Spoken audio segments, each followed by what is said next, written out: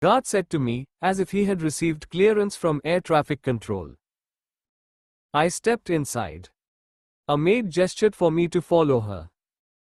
5 expensive cars, an Audi SUV, 2 Mercedes-Benz, 1 Bentley and Riya's BMW, were parked in the compound.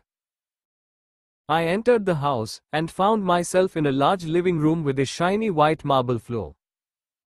Glittering chandeliers hung from the 15-foot-high ceiling. 3 sofa sets, upholstered in expensive silk, were ranged in a U-shaped configuration. A teak and glass coffee table occupied the middle of the room. This is what a real palace would look like if royals actually had any money. I thought of my Haveli, with its peeling walls and cracked floors. Forget chandeliers, we felt lucky if we had less than 5-hour power cuts. Suddenly, in this lap of luxury, I felt lonely. I missed home, my hostel room and my mother, all at the same time. It is funny how class works. The moment you are placed in a higher one, a part of you feels terrified and alone. Come this way, the maid said as she saw me stand still. We reached the back garden. Loud music and a waft of cool breeze greeted me. I saw the manicured, basketball court-sized garden lit up with small fairy lights. White-gloved servers manned a buffet and bar counter. In the right corner, water shimmered in a small swimming pool. Most of tile 80-odd guests had gathered around the pool. Everyone was dressed as if they had just participated in a fashion show. People chatted in small groups. Everyone seemed extremely happy. I looked around for the tall girl who had invited me. However, this party had several tall girls, a lot of them on account of their 3-inch heels. Hey, Madhav. I heard her voice. I squinted to find Riya waving at me from a distance. She walked towards me. She wore a wine-colored dress which ended 6 inches above her knees. She had applied light makeup. Her face looked even prettier than it did every day.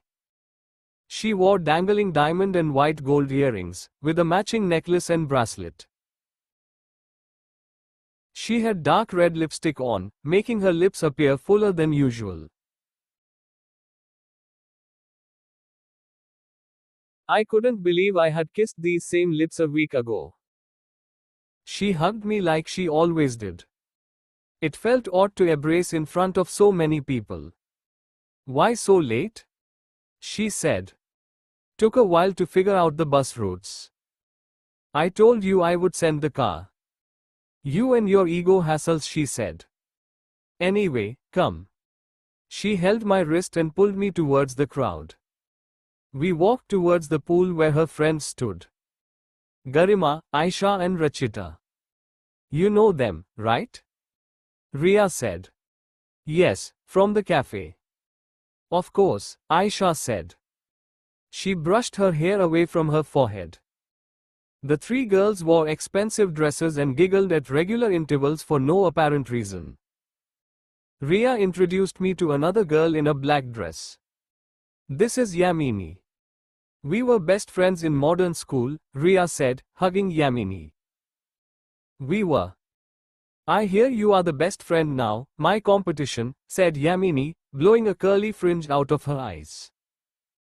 Shoo, Yamini, Riya said and turned to me. She's teasing you. Both of you are my buddies. I hated that word, buddies. Buddies felt like a pair of stuffed toys placed next to each other, with no romantic spark whatsoever. I had thought after our first kiss that Riya would be more open about us. I handed over a present to Riya. Oh, thank you, she said. But my birthday isn't until next month. She opened the present without asking me. What is it? She said as she fingered the fabric inside, trying to make sense of it. It's a shawl, I said. I didn't have much money to afford a big gift. With winter coining, I thought this would be a nice present. Besides, it was within my budget of $500. So thoughtful. This will keep me warm. Riya said with a big smile on her face. I hear you play good basketball. Can you beat her? Yami said. I try, I said. He's being modest. He plays state level. Going to be college captain soon. Handsome college captain, Yamini chuckled. A waiter brought over a tray of snacks. What's that? I said. Sushi, the waiter said. I had never heard that word before. I looked puzzled. It's fish on rice. Yamini said. I extended my hand to pick up a piece. Raw fish, Riya said. What? I said and recoiled from the tray. The girls burst into laughter. It's okay, Japanese food. Even I don't eat it, Riva said. Your family is vegetarian, right? I said. Yes, but our guests are not. It's for them. Come, let me introduce you to some people. Riya grabbed my arm. Hey, Riya, 1 second, Aisha called from behind. Riya excused herself and went back. I saw the 5 girls chat with each other in an animated manner. At one point, everyone apart from Riya laughed.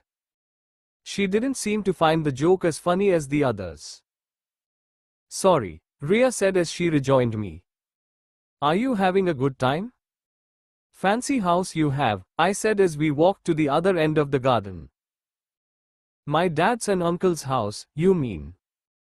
Still, great place. Thanks, she said. Are you having a good time? I'm with you. That's how I define a good time. She smacked my back with her hand and smiled. So, who am I meeting? I said. Dad, Mom and some of their friends.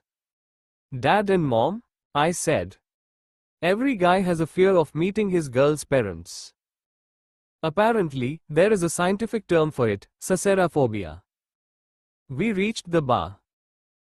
A distinguished-looking couple in their early 50s stood with guests. Riya's parents held a glass of champagne each. They looked like those people in the Titan watch ads. They wore well-ironed clothes with immaculate accessories. Everything they had on was designer, including their smiles. Riya's father wore a black bandhla and gold-rimmed glasses. Riya's mother wore a gold-colored silk sari. Riya, there you are, Mr. Somani said. He put his arm around his daughter. Rohan's been asking for you. Riya extracted herself from her father's embrace and moved aside 1 step. Hi, Rohan, she said. When did you arrive? Rohan was a handsome man in his mid-20s with gelled hair. He wore a black formal suit. 2 minutes ago. The parlor took so bloody long to finish my facial, Rohan said with a heavy British accent. Rohan Chandak, I learnt, had come from London 3 days ago.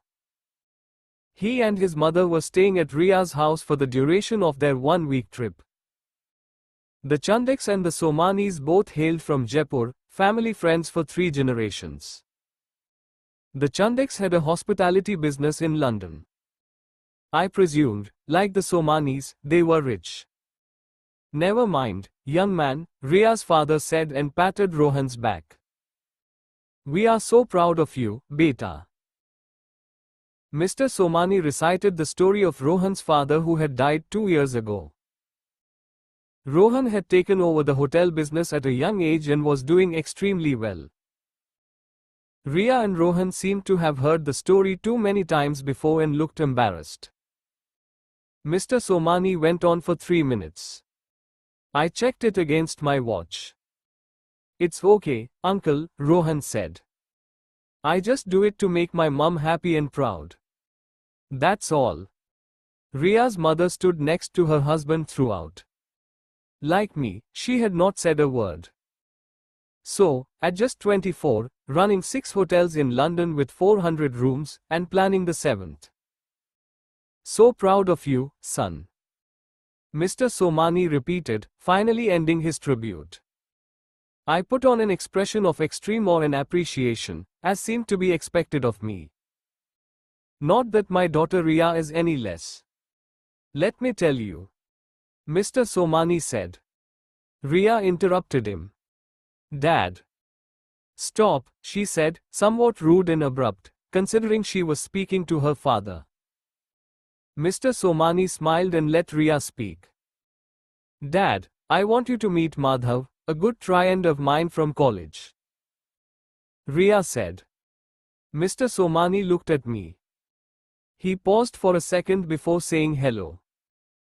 I had worn Shailesh's best blazer and shirt, but it still didn't match the clothes of the other guests. Mr. Somani, with his impeccable taste, had noticed my less than designer outfit. Hello, Madhav, Mr. Somani said. He shook my hand in an extra friendly way, as if to compensate for the doubts of a few seconds ago. Good to meet you, sir, I said, my insecurities forcing me to say, sir. Madhav what? He said. Indians have to know your last name to place you, Madhav Jha, I said. Jha, as in Bihar. I am from Bihar, I said, familiar with the upcoming question. Mr. Somani didn't answer. Riya broke the awkward silence. And that's Mom, she said.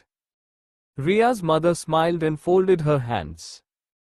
I wished her with a namaste too. A waiter arrived with a tray of drinks. Rohan took a beer, Riya picked up a glass of wine and Mr. Somani helped himself to a whiskey. I didn't know what to take so I waved a no. Nice party, Somani uncle, Rohan said. Mr. Somani lifted his glass for a toast. Mrs. Somani made an eye movement to indicate that some important guests had just arrived. Someone incredibly rich or powerful, or both. Mr. and Mrs. Somani excused themselves and sidled off. Riya smiled at me. I smiled back at her, trying my best to fit in. So you guys do college together, innit? Rohan said. His British accent made it hard for me to understand him. Yes, different course. Same college. Riya said. Rohan was an inch shorter than Riya and 5 inches shorter than me. However, his age and confidence made us seem like kids. Answering his questions. Basketball, that is wicked, Rohan said. Wicked? Why wicked? I said. He laughed, as if he didn't mean it in a bad way. Even Riya smiled. What? Nothing. It's such a British English thing, Riya said. I guess I didn't understand British or English things. How do you like India? I said, trying to make conversation. Grew up here, dude. I left 10 years ago, he said. I wondered if 10 years could completely change a person's accent. Stephens, eh? Top college. You must be pretty damn smart. Rohan said to me. I entered through the sports quota, I said. Riya's eyes shuttled between both of us. She watched our man-to-man equation. He was 6 years older, insanely rich and far more accomplished. He also had a fancy accent, gelled hair and lived in London. I was nothing compared to him. Yet, there was something jerk-like about Rohan Chandak. Or maybe it was just my imagination. At least I'm taller, I told myself to feel better. Riya, babe, you only got guy friends? Or you have some lovely ladies to introduce me to? Plenty. Come to the poolside. Riya said. Yeah. Don't make me hang out here with the oldies. Riya and Rohan turned towards the pool. Hey, Madhav, Riya said. Yeah? Stop looking so lost. We rejoined Riya's gang. Ah, so this is where the loveliest ladies in Delhi hang out, Rohan said. Why couldn't I think of clever lines like that? Riya introduced Rohan to everyone.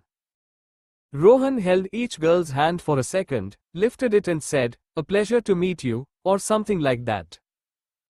It was too much, if you ask me. However, the giggly girls liked it. "So you are the London hotshot," Yamini said. "From London for sure, madam, but not a hotshot," Rohan said. Everyone laughed. I think when rich guys say something, girls find it extra funny. "Wait a minute, guys," Rohan said as he took out his phone from his pocket. "Yes, Mummy ji. Everything okay, right? When will you be here? Everyone is asking for you. Okay, don't be too late. The party can't start without you." I watched Rohan's face as he stepped aside to take his call. It glowed, perhaps due to the facial he had mentioned, or maybe it was just his mother's voice. "You ladies like to party? Is there a nightclub for afterwards?" Rohan said when he came back. "There's Agni at the park," Aisha said, playing with her hair.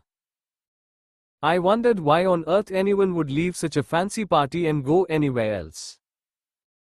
However, rich people like to have options and try different things. "You've known Riya a long time?" Rachita asked Rohan. "Since she was a little girl," Rohan said. "I used to be able to lift her easily." "Ha. I was 2, you were 8, Rohan." Riya said. "Yes. Let me try that now." Rohan put his glass down. He bent forward and took hold of Riya's waist. Riya was too startled to protest. A surge of anger ran through my entire body. My fists and face tightened up in a primal response. "Leave her alone, you bastard," I said in my head. Rohan lifted her off the ground. The girls giggled. He placed Riya back down. It all lasted only 2 seconds. However, my insides continued to burn long after it was over. "You are the quiet type, mate," Rohan said to me. "What's up? Need another drink?" "Yeah, I need to drink your blood." Rohan beckoned to a waiter with drinks and passed me a beer without me asking for it. I didn't need a beer. I needed to whack this NRI's head like a slam dunk shot. I needed alone time with Riya. I needed another accent. I chugged the beer down in one shot. I did it to assert my fast diminishing manliness in the group. Everyone watched me in surprise. "Mate, that's rough. Go easy," Rohan said. Riya understood I wasn't being myself. She looked at me as if to had the matter was. I turned the other way to avoid eye contact. The girls gathered around Rohan. He told them stories about his adventures at Indian airports. "Madhav, can I talk to you for a second?" Riya said. We stepped away from the group. We sat opposite each other on plush white sofas in Riya's drawing room. 2 waiters hovered around us. "Can't we just?" I said and fell quiet. A waiter brought us a tray of spring rolls. "Madhav, so many guests.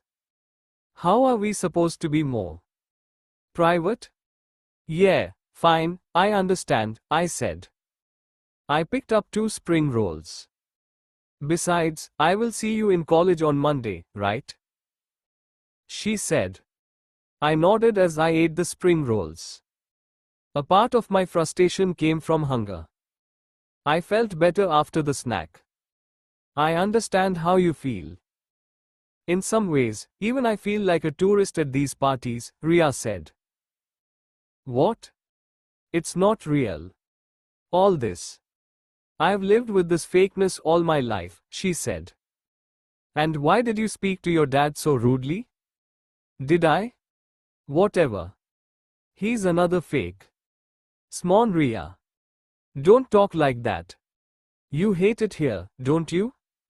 "No, I'm fine. What a grand house you live in." I still can't get over it, I said, in an attempt to change the topic. I hope it doesn't affect us. I'm still the same Riya who plays with you on the dusty court, she laughed. What is us, Riya? Us. You and me. Our friendship. Riya, we are more than friends. Are we? She looked at me as if genuinely confused. I've never kissed anyone before, I said. Madhav. What? People can hear us. Nobody can hear us. The loud music in the garden ensued. Nobody could hear anything. We'll talk about this later. You never do, I said. I will, I promise. Please cheer up now. What's with Mr. London? What was he lifting you for? Riya laughed. Oh, Ro. Ro is an old buddy. He's mad. She even had a nickname for him, Ro. It means, cry, in Hindi. I wanted Ro to row. Are you jealous? Not at all.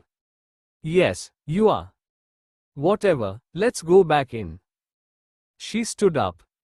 You liked my parents? I nodded. You can't say you didn't like someone's parents. Good. Come, let's go in before they start getting ideas. Ideas? What ideas?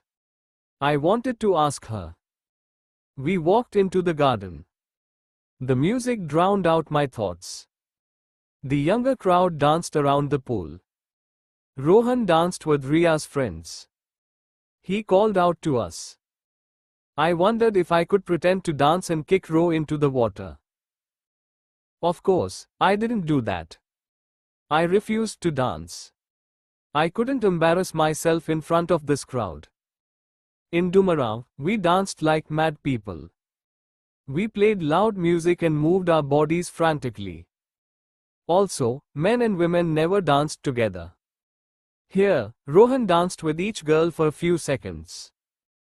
Sometimes, he would hold their hand while dancing, and the girl would be all giggles. What is so funny about a rich guy holding your hand? He even held Riya's hand once. She twirled around him. My internal organs twirled inside me. I couldn't do anything but look away. A waiter came up to me.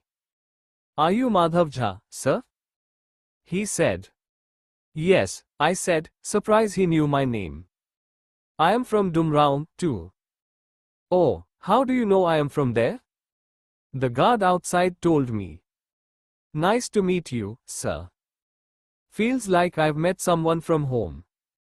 The waiter spoke to me for few minutes, shook my hand and left. Riya raised her eyebrows from the dance floor, wondering what I was doing with the waiter. I shook my head and smiled. There are things some people can never understand. There's no point telling them. 9. Even I have no fucking idea what sushi is, Ashu said. It's Japanese food. How the fuck are we supposed to know? Do they know our litti chokha? Raman said. He dug his fork deep into the mound of biryani piled high on his plate. We were in the dining hall for Sunday dinner and a post-mortem of Riya's party. Sushi is no big deal. The bigger deal is she didn't make you feel special, Shailesh said. He adjusted his spectacles and drank a glass of water. Shailesh, always the straight talker, had silenced everyone with his statement. The sound of cutlery filled the awkward silence. Trouble, brother, trouble, Shailesh said, after a minute. But she kissed him, Ashu said. Toys. Told you about rich people and their toys, Shailesh said. I ate my food. My friends further analyzed the situation. In my heart I knew Riya didn't see me as a toy. We had a connection. But my heart can be over-imaginative and stupid. I'll talk to her, I said. What? Enough talking. Now do, Raman said. Do what? I said. Raman shook his head. Everyone smiled. Listen, Madhav, I don't want to break your heart. But you do know such a girl is beyond you, Raman said. What do you mean? I said, putting my fork down on the table. Look at them. Look at you. You forgot your oka or what?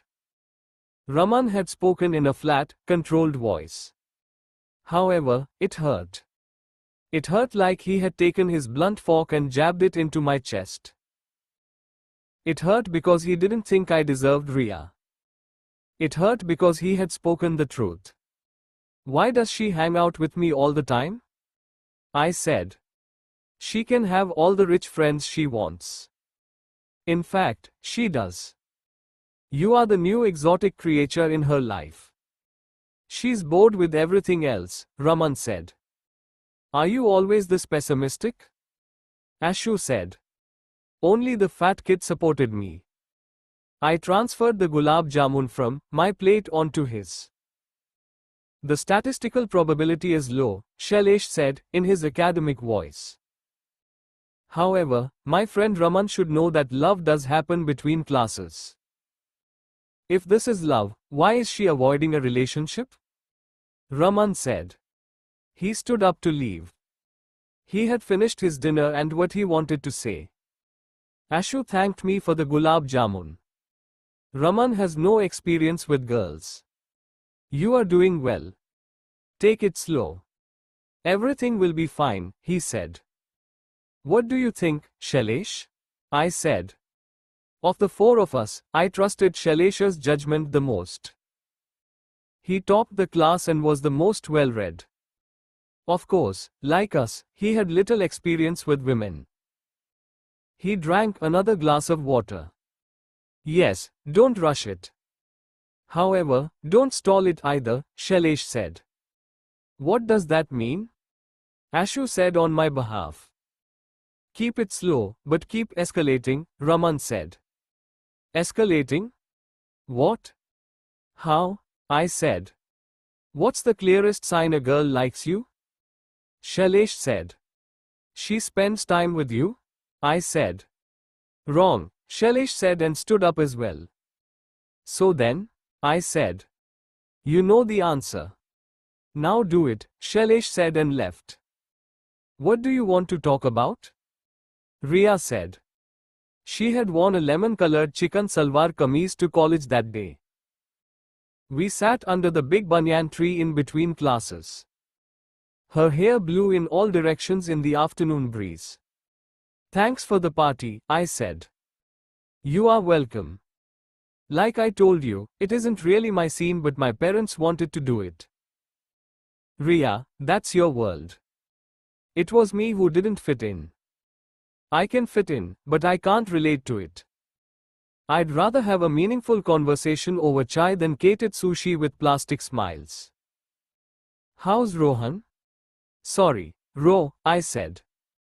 He made quite an impression on you. He's cool, no? See, you find him cool. That is your world. I said. He's over the top and a bit of a show-off. But at least Rohan's fun. The rest are all boring businessmen who only talk money and property. Go have fun then, I said and looked away from her. She tugged at my elbow. Anyway, forget the party. Eye contact, please. Eyes squinting against the mid-morning sun, she draped her yellow dupatta around her face. She looked like a bunch of yellow flowers. I had to be firm. I ignored how cute she was, lest it weaken my resolve. What did you want to talk about? She asked again. The kiss, I said. Riya giggled. I can't believe I am the girl and you are the guy. The guy wants to talk about it. Very funny. Now can we discuss it? What about the kiss? You forced it on me. Her answer stumped me. I didn't know what to say. I did it because. I fumbled for words. Yes, why? Why did you do it, Mr. Jha? Because I love you. Riya burst out laughing. I didn't like her laughter this time. Can you please be serious? Your casual behavior hurts me, I said. She composed herself and sat cross-legged under the tree. Okay, fine, Madhav, I will be serious. I laughed because I don't think you are in love with me. Oh, really? How do you know that? Have you been in love before? No. So how do you know it's love? Her confusing words left me tongue-tied. How do you know it's not? I said after half a minute. I know it is not, we are both too young, inexperienced but curious. Sure, we like each other. But love? Please. Riya, you have no idea how much you mean to me. I would do anything for you. Anything, I said. Our eyes locked. For a few seconds, even the articulate Miss Riya Somani didn't have words. Madhav, you mean a lot to me too. But what? I'm not sure if I want a relationship right now. With anyone. How does one answer that? I had no idea. I don't mean that much to you then, I said. We hang out all the time. Aren't we almost a couple? So what's wrong with the next step? The bell rang for class. We stood up to leave. What's the next step, Madhav? She said, as we walked towards class. I scratched my head to think of an answer. Become my girlfriend. Oh. And what does that involve? Getting physical? Maybe. That's often part of it. She smiled and shook her head in an all-knowing manner. We stopped as we reached our respective classrooms. Please, Riya, I said. Please be my girlfriend. Is this a proposal? She said. If that's how you see it. I'll think about it. You'll tell me after class? She grabbed my shoulders and turned me towards my classroom. Riya didn't come to college the next day. I briefed my friends cum relationship experts about the proposal while eating lunch in the dining hall. Shailesh felt I had come across as desperate.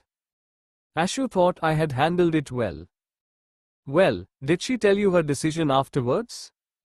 Raman said, no. And today she is absent, I said. See? Desperate. She skipped college to avoid you, Shailesh said. To avoid me? Shailesh shrugged. You better get an answer, Raman said. You better do it with her, Shailesh said. Everyone fell silent. Do what? I said. The boys guffawed. You guys are sick. She's using you. Time pass until a real guy comes along, Shailesh said, picking his teeth with a toothpick. Ignore Shailesh. Find out why she's absent. Message her, Ashu said. Should I? She's supposed to answer my question, I said. The boys didn't answer either. I came to my room after lunch. I had a mobile phone now. Even though expensive, I would use it sometimes to call Riya. I compose a message. Did not see you in college. Everything okay? I deleted the text and retyped it 3 times. Finally, I pressed send. The worst wait in life is waiting for someone to text back. Riya didn't answer for an hour. It felt like a week. After that 1 hour, I sent the same message again. That way, it would come across as a double delivery rather than me being desperate. It is funny how, when friendship moves towards a relationship, every message requires awareness and strategy. The second message went, disguised as a screw-up of Airtel. She didn't reply for another hour. I wanted to call her.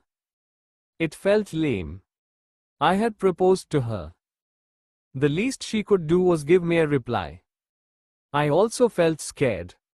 What if she said no? Maybe her silence meant no. What if she stopped talking to me? Panic gripped me. I wondered if proposing to her was the worst mistake of my life. I decided to call her. I typed her number 6 times. But I did not press the green call button. I didn't have the courage. My phone beeped. I had a new message. I opened it. Sick, sad face. Viral fever. Resting at home. Relief coursed through me. She had sent back a normal, harmless message. I wanted to ask about the proposal, but it felt like a bad time. Unsure, I froze. Why don't they teach us how to talk to girls? Get well soon, I sent after rigorous analysis and deliberation in my head. Thanks, she said. Miss you, I typed. Before I could think, I pressed send. She didn't respond for a minute. It felt like a decade. Had I messed up again? Was it not the right thing to say? Then come home. Cheer me up.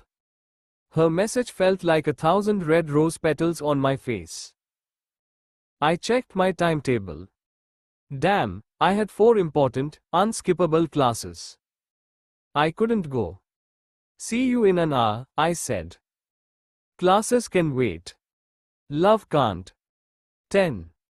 I knocked on the door of Riya's bedroom, located on the first floor of her house.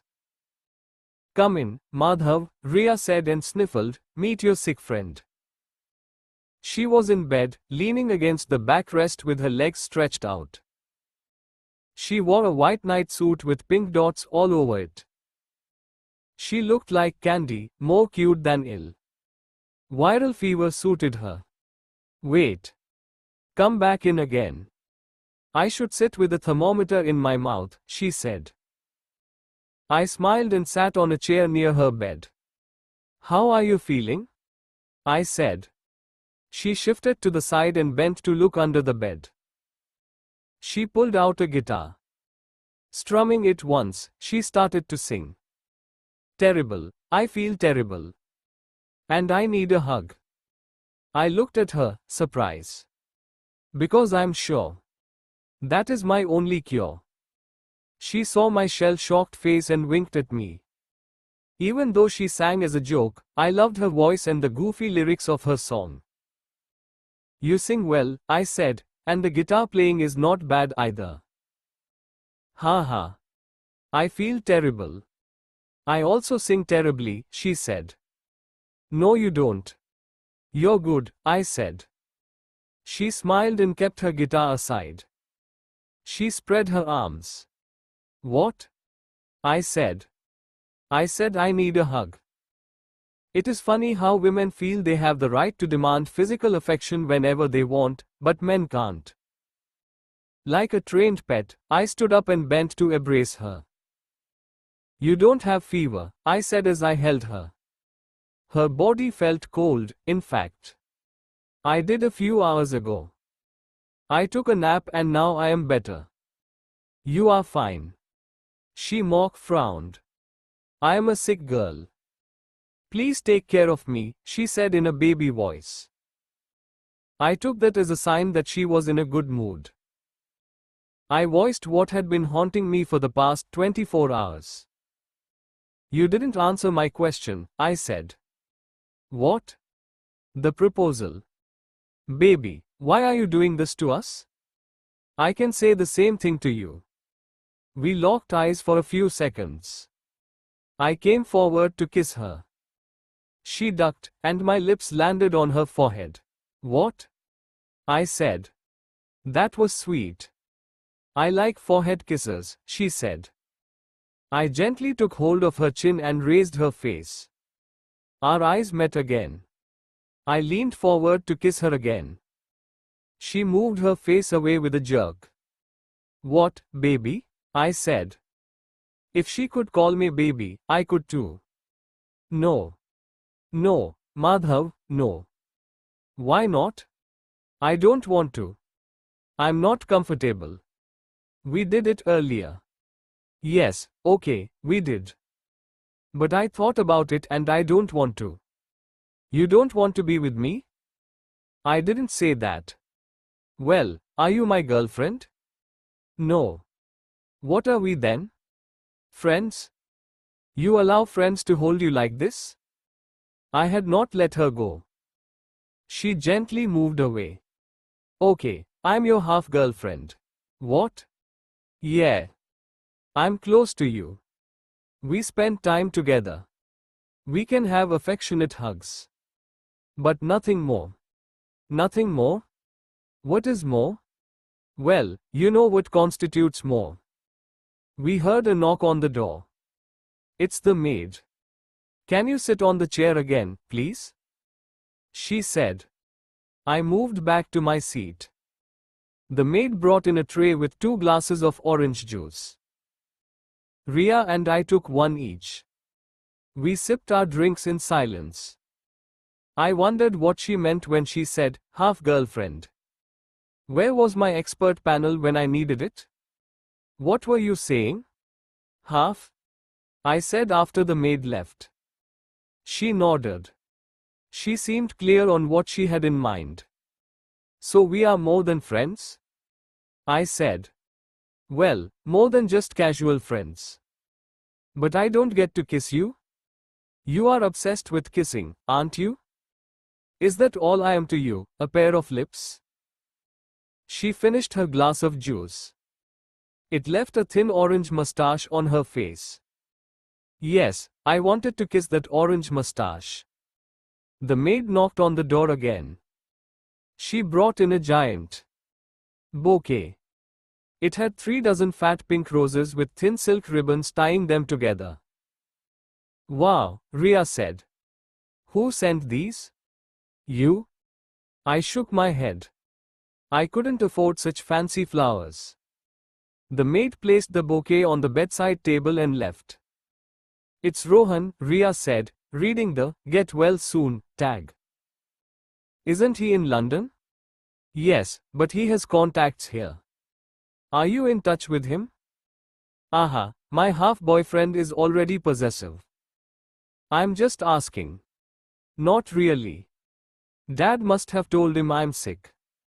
Why is he sending you flowers? Don't read too much into it. He owns hotels. It's easy for him. His secretary must have asked a hotel in Delhi to send them. I remained silent. I had no idea.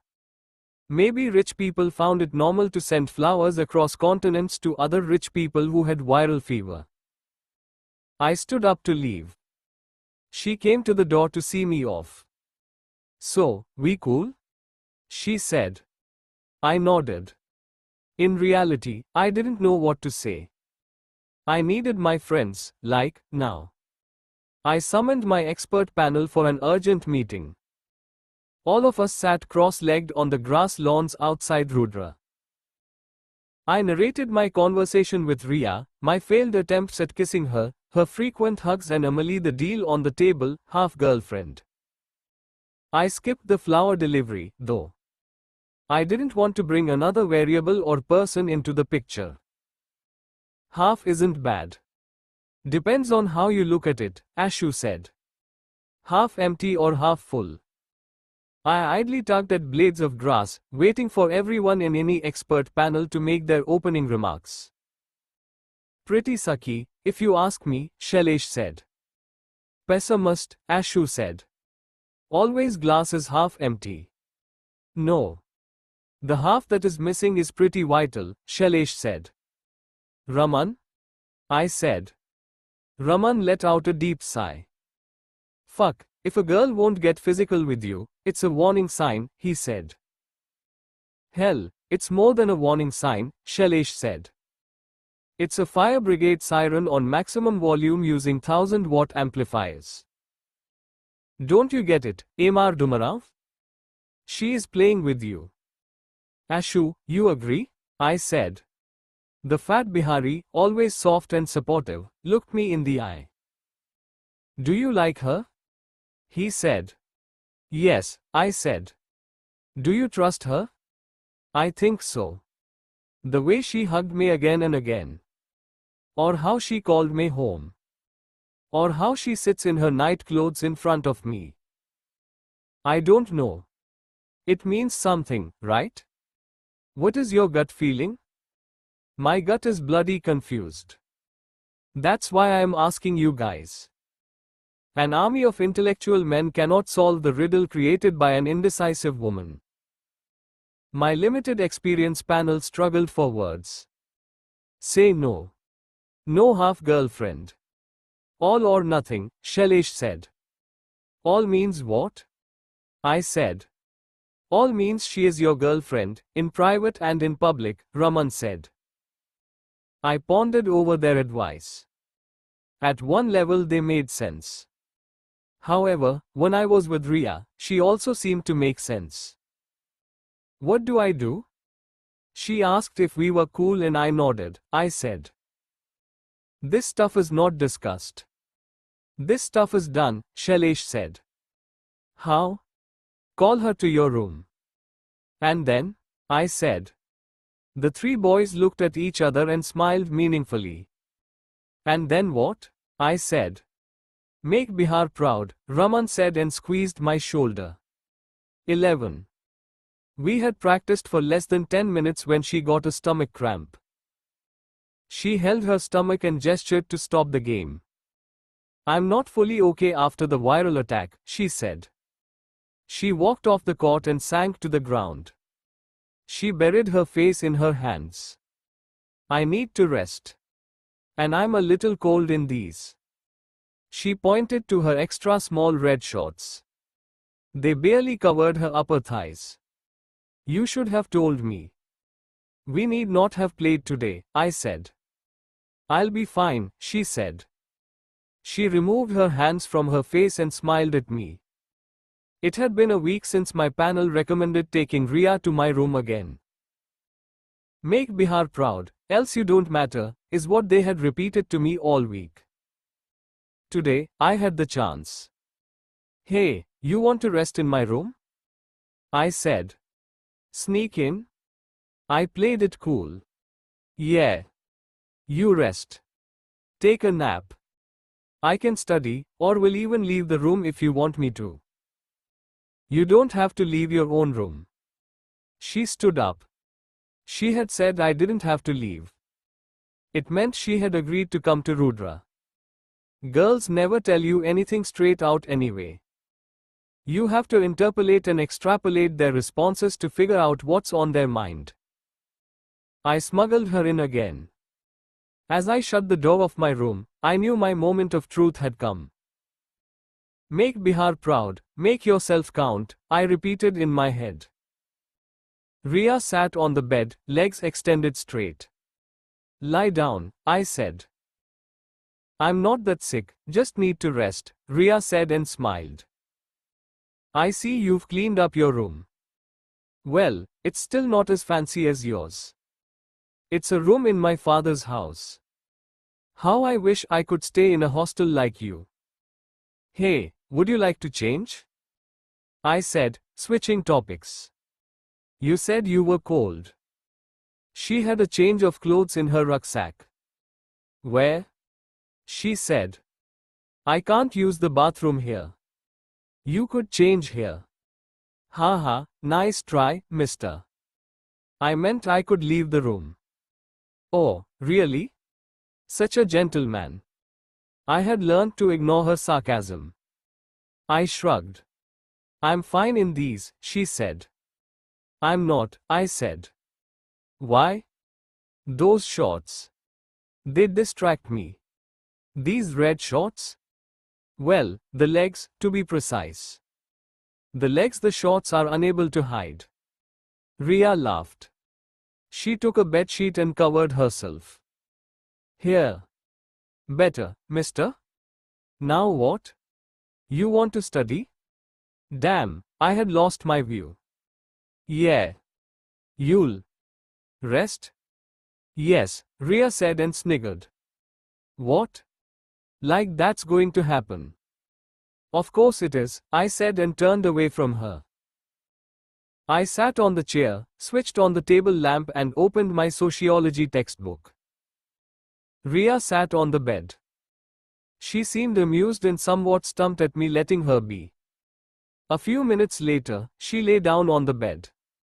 "What are you studying?" she said, her eyes closed. "Social uprisings in the early 20th century. How are your grades?" "Not bad, but I'm no topper." I went back to my book. "What do you want to do after graduation?" she said. "Girls cannot stand being ignored, that too for a textbook. I've told you 50 times. Work in Delhi for a few years and then go back to Dumarao." She said, her eyes still closed. She sounded like the nosy uncles who ask you questions only to dismiss your answers with a hum. "Let me study, Riya. You also rest." I didn't have a strategy, but I did have an intuition on how to proceed. "Don't act too interested at first. She will just launch into a lecture." My curt responses puzzled her. I shut her up whenever she tried small talk. Finally, she grew quiet. "I'm tired," I said, after half an hour of silence. "I'm sleeping." "Don't disturb," she said. It was her turn to act pricey. "I also want to sleep." "Stay there. I'm a patient." "The patient is resting," she said, suppressing a smile. I shut my textbook. I went to the side of the bed and sat down. "Riya?" I said, my voice soft. She didn't respond, as if asleep. I lifted the quilt covering her. Her tiny shorts had bunched up even further. I couldn't help but stare at her legs. She pulled the quilt hack over her as a reflex. A girl knows she is being stared at, even in her sleep. I lay down next to her. I took care to have the least amount of body contact. I shared some of the quilt and shut my eyes. We lay still for 2 minutes. She turned to her side, her nose poked into my right shoulder. Her hand touched my elbow. Even with my eyes closed, I felt her warmth next to me. I turned to face her, pretending to be asleep. Casually, I placed my left arm on her. She didn't protest.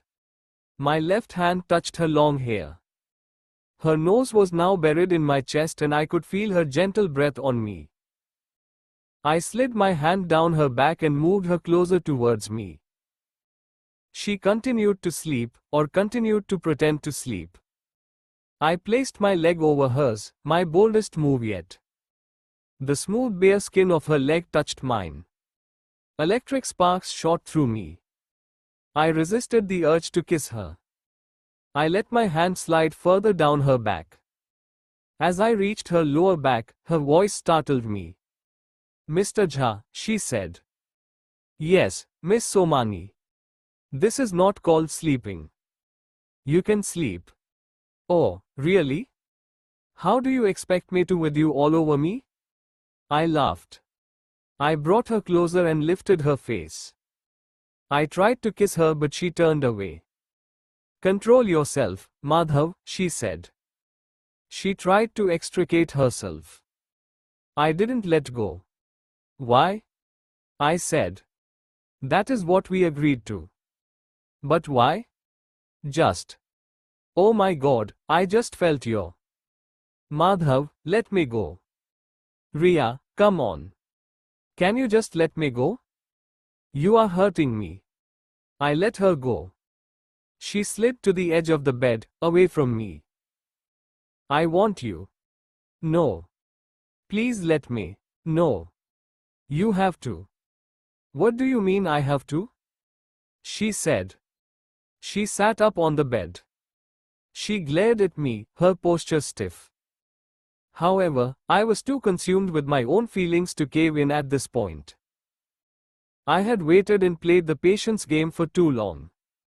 I expected her to yield to me now. "What is your problem?" I said. "What is your problem?" "I'm not a release for your horniness." "I didn't say you were. So why can't you just stick to what we discussed?" "Nothing physical. Just close friends." "That doesn't work." Fine, maybe we can't even be friends. I couldn't answer her.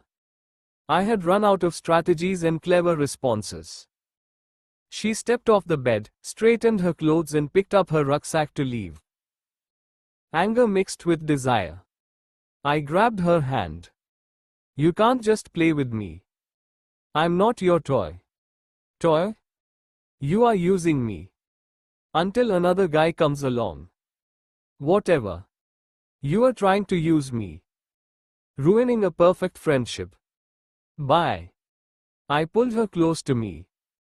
She sat on the bed again, right next to me. It isn't a perfect friendship. I am not fully satisfied.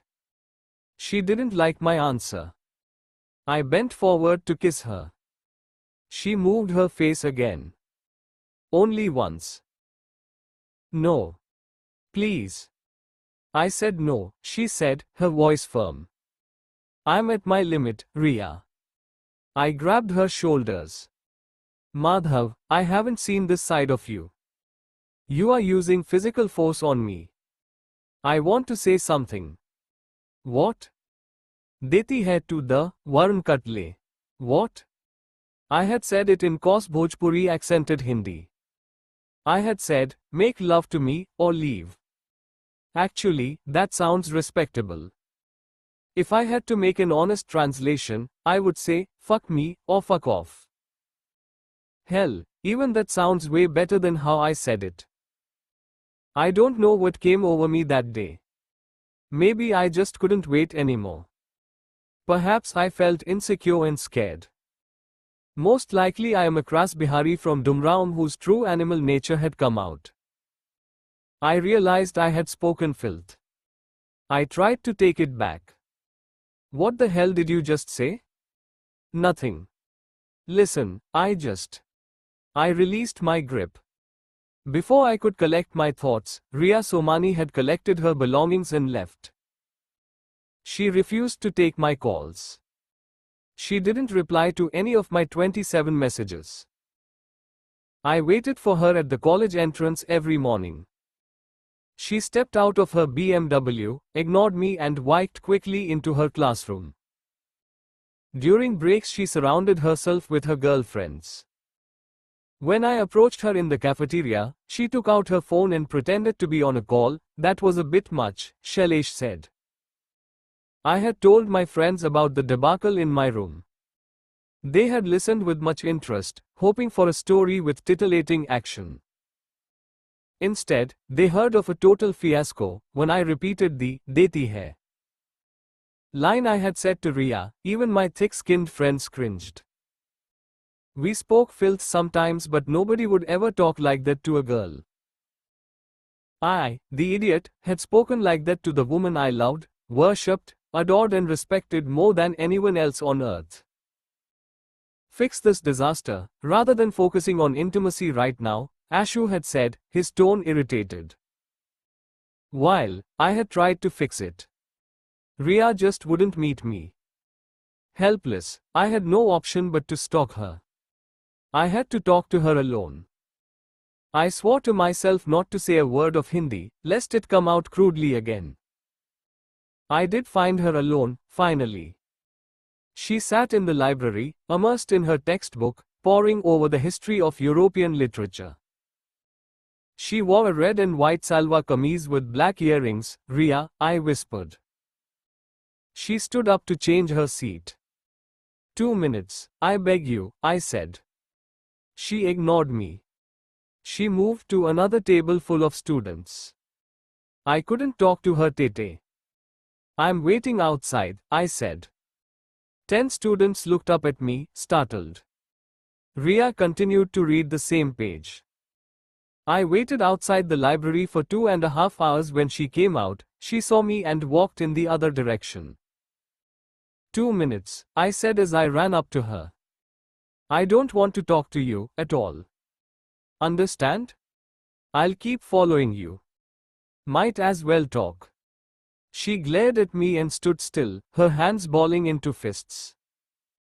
Your time has started, she said. Listen, I am really, really sorry. She crossed her arms, textbook still in hand. Don't waste your time.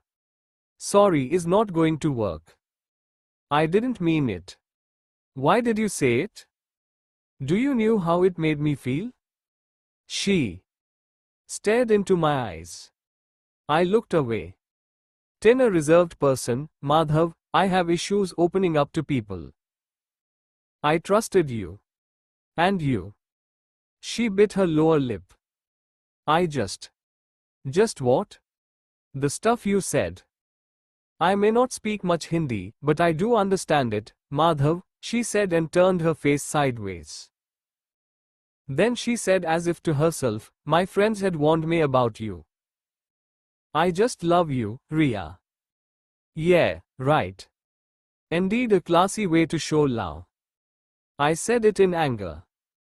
Let me be clear. I have never, ever been spoken to in such a cheap manner in my life. I let you into my world. We had something together. We do. No, we don't.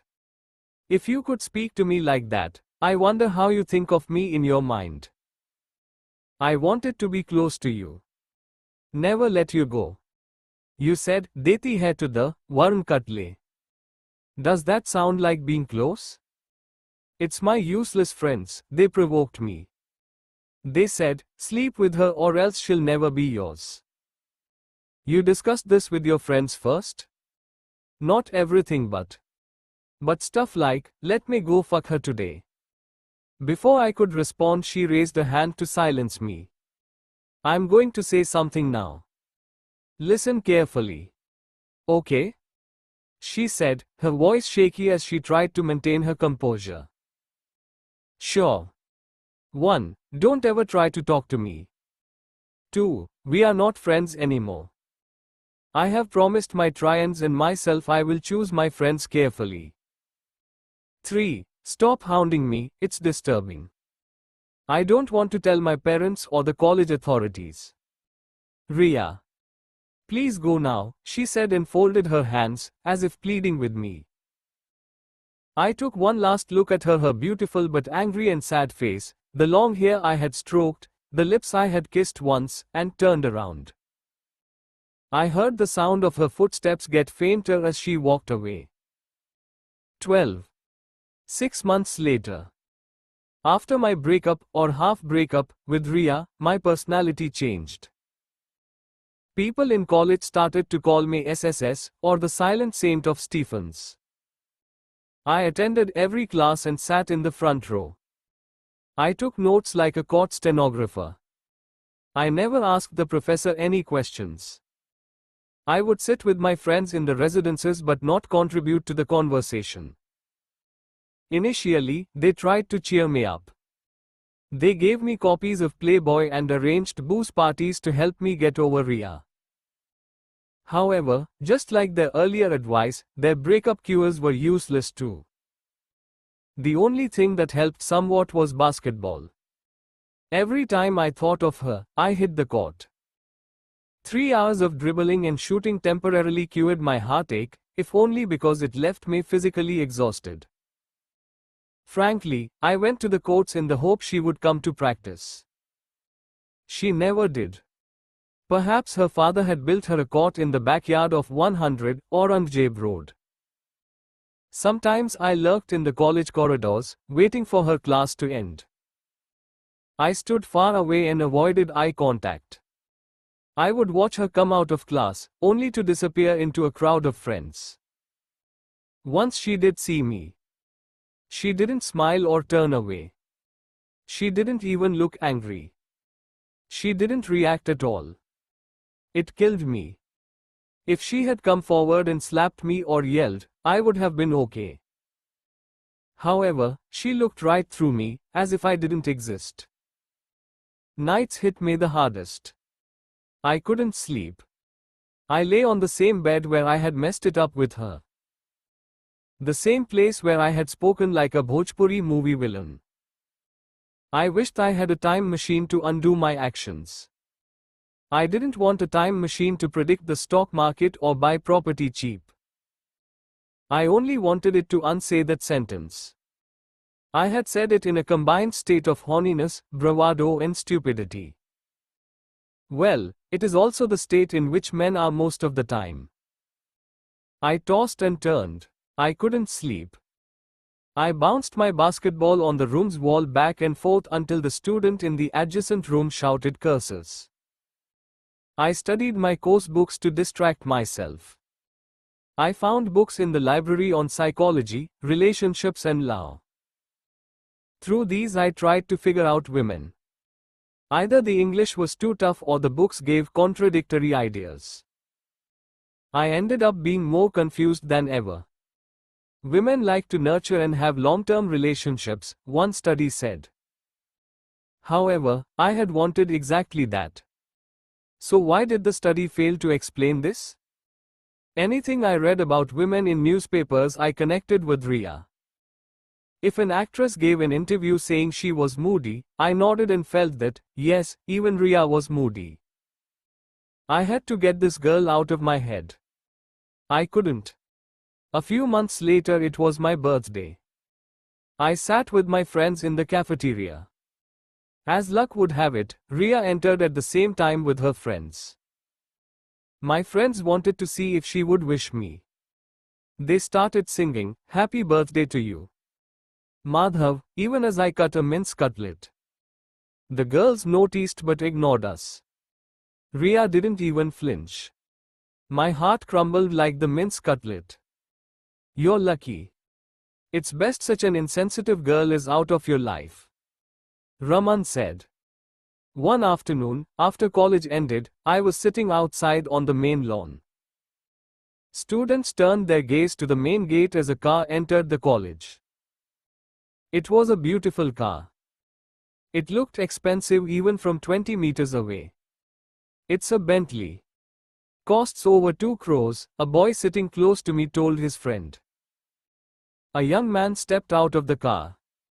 He wore shades. He walked as if he owned the college.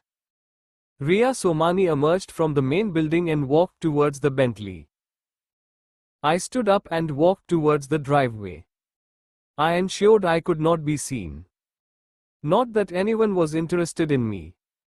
The man's face seemed familiar. Riya went up to him. They hugged. I noticed the man was an inch shorter than Riya. Rohan Chandak, the name popped into my head. What's this asshole doing here?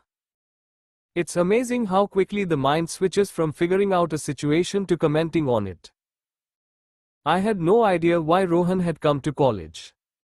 Maybe he wanted to buy the building and turn it into a hotel. Well, that seemed unlikely as he didn't enter the building. Both of them got into the Bentley and it drove off, with Riya's BMW tailing Rohan's car. The students in the lawns released collective ahs and ahas. I also want a loaded boyfriend, I heard a girl near me say. Is he her boyfriend? I asked her. I shouldn't have, but I did.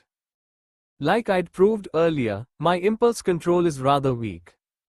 How do I know? She said and walked away. I could still smell the burning fumes from Rohan's Bentley long after he had left. Or maybe it was my burning insides. I had to talk to Riya. I decided to do it during Harmony, the annual cultural festival of St. Stephen's. It would be my final attempt to rescue our friendship.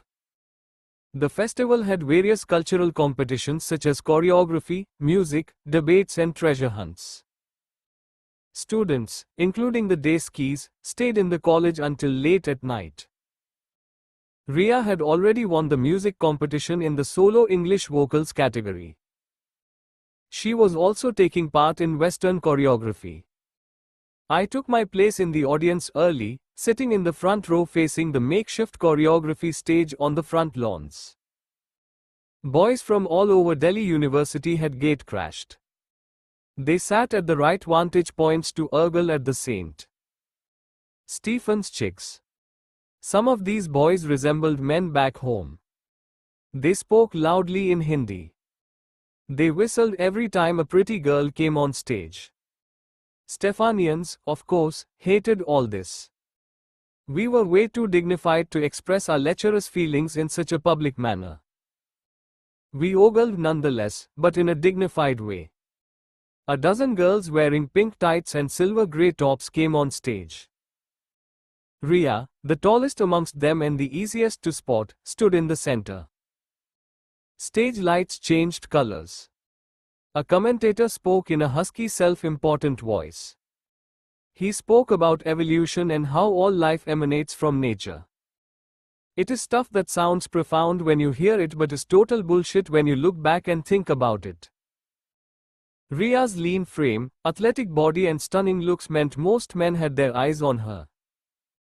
Of course, another girl with a massive bust had her own set of fans. As the commentator spoke his lines in a sexy voice, I rehearsed mine in my head. Riya, I think people deserve a second chance. Riya did cartwheels on stage with incredible grace. The crowd burst into applause as she did a perfect cartwheel. Inside my chest, my heart did the same. Riya, not a day, passes when I don't think of you, I said to myself. I deleted it from my mental shortlist. It sounded too keen. Girls are difficult. It is all about finding the right balance. You can neither be too pushy, nor come across as too cool to care. I suck at this fine balance. In the last act, Riya took a handheld mic and sang the two closing lines about nature and how we need to protect it. Her clear and tuneful voice earned a round of spontaneous applause. The show ended. The girls came forward to take a bow. The crowd cheered. I slipped out and then sprinted to the classroom converted into a green room. Finger combing my hair, I knocked on the door. A female student peeked out. What? I need to talk to someone. Sorry, only girls allowed inside. Is Riya Somani there? She is changing, wait. I had little choice. I sat on a ledge opposite the classroom. I waited for 30 minutes. A group of girls came out, giggling for no particular reason. Riya didn't. 45 minutes later, dressed in black jeans with silver buttons and a tight black top, Riya stepped out. In a deliberate act, she took brisk steps away from me. Riya, I said. She stopped. However, she didn't turn towards me. Her hands froze, as if uncomfortable. Please, I said. She semi-turned towards me. Hi, Madhav. I stood squarely in front of her. I want to talk. 5 minutes, I said. Anything important? To me it is. 5 minutes? I'm listening. We stood in a dark corridor, facing each other stiffly, as if in confrontation. It didn't seem like the right place to talk. I saw her face. She was still the most beautiful woman in the world to me. Even though we were in the middle of what seemed like a world war, I wanted to kiss her. That is how sick the male mind is. It can forget the entire context of a situation and follow its own track.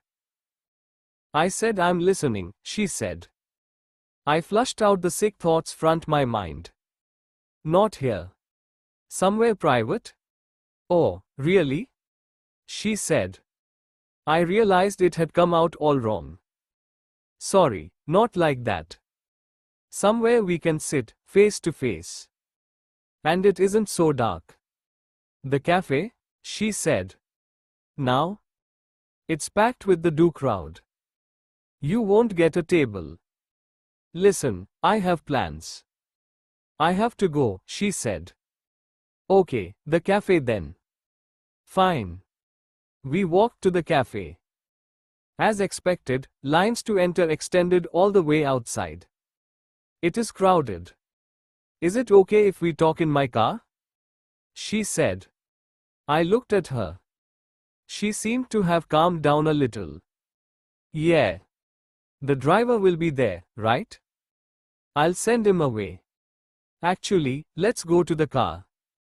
I need to give you something, too. 13. We walked out to her car. She handed her driver a 50 rupee note. Driver bhaiya, can you go and buy a few packets of Parle G biscuits for me, please? The driver looked puzzled. Madam, we will buy it on the way. No, go now. Leave the keys. I'll wait inside. The confused driver handed the keys to Riya and left. Riya and I sat in the backseat of her BMW. A fat armrest separated us. She switched on the reading light and slipped her feet out of her shoes. Turning sideways, she leaned back against the window to face me. She tucked her feet under her legs on the seat. I sat stiffly. The BMW reminded me how out of place I was in her world. So? Riya said. You were really great on stage. And congrats on winning the English vocals. Oh, thank you. That's nice of you, Madhav, to congratulate me. Amazing show, I said, clearing my throat. Thanks. Is that all you wanted to say to me? I shook my head. I hated it when she adopted this formal tone. So let's skip the small talk. Say what you want to. I'm sorry. Have heard it a million times from you. Forgive me. I have forgiven you. I have also moved on. It's past. It's over. So, that's it? I looked into her eyes. In the dim reading light of the BMW, I could not spot any emotion on her face. I felt weak in her presence. I fought back tears. I want us to be friends again, I said. Why? She said, her voice as cold as Delhi's foggy winter night. Did she miss nothing about me or what we had? Because I'll miss you, damn it. I wanted to scream at the top of my voice. Of course, I couldn't. I had lost the right to express any words, let alone any emotions, to her. I had to say something reasonable, underplaying what I felt. So I have a chance to show you I am not a jerk, I said. I'm sure you are not. I take your word for it. You don't have to show me. Riya is too clever, too smart and sometimes too icy. She left me speechless. I had a sinking feeling something was not going right. However, she touched my hand on the armrest. Her soft fingers pressed into my wrist, as if checking my pulse. Listen, Madhav, she said. I am sorry I am being this way. Cold and aloof. Her warm touch melted my resolve to keep my composure. I loved her touch but I wished she would remove her fingers. I didn't know if I could hold back my tears anymore. Please, I said. It sounded needy. I hated myself for saying it. Madhav, I'm not angry with you anymore. It is anyway not possible for us to be friends again. I am leaving.